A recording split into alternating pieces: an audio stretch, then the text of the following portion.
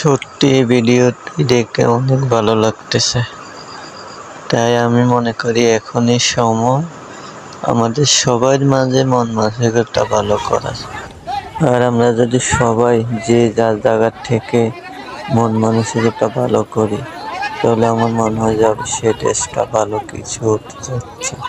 তাই অবশ্য সবাই কর্তব্য ছাত্রীদের পাশে থেকে নিজে নিজে সচেতনতা হওয়া একেবারে জরুরি। ওনারা যে এত কষ্ট করতেছে, আমরা অবশ্য ওনাদেরকে হেল্প করতে হবে। তাদের জন্য এই শক্তিটা থাকে, এই মন মানসিকতা যেন আমাদের কারণে নষ্ট না হয়। আমরা যারা চলাফেরা করি অবশ্যই আমাদের তাদেরকে উৎসাহ করতে হবে। আমি মনে করি তাহলে ভিডিওটা আমার অনেক ভালো লাগে। আমাদের মন মানসিকতা অবশ্যই ভালো করতে হবে এবং তাদেরকে খারাপ ব্যবহার করা যাবে না।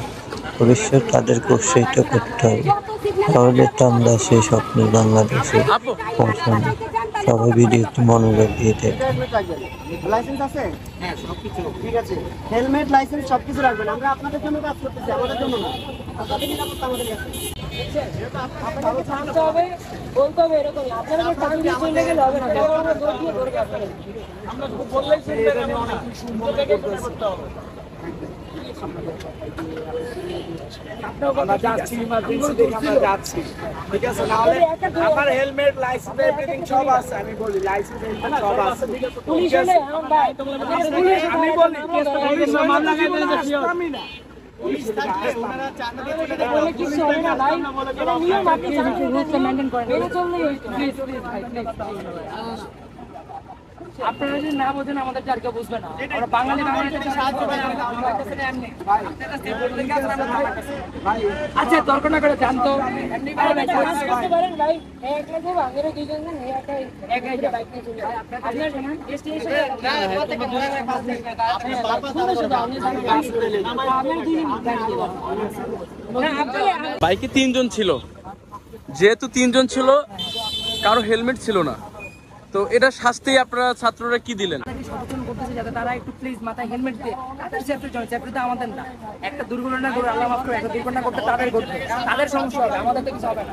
আর আমরা তাদের সন্ধান হিসাবে, ভাই হিসাবে আমরা তাদের সহযোগিতা করতে, তারা আইনটা মেনে চলে। কোন বলছে যে দাঁড়াইতে ভাই, আপনি কত নাম বিক্রি করার দরকার ছিল? নাম বিক্রি করার তো কোনো দরকার ছিল না। আপনি যাই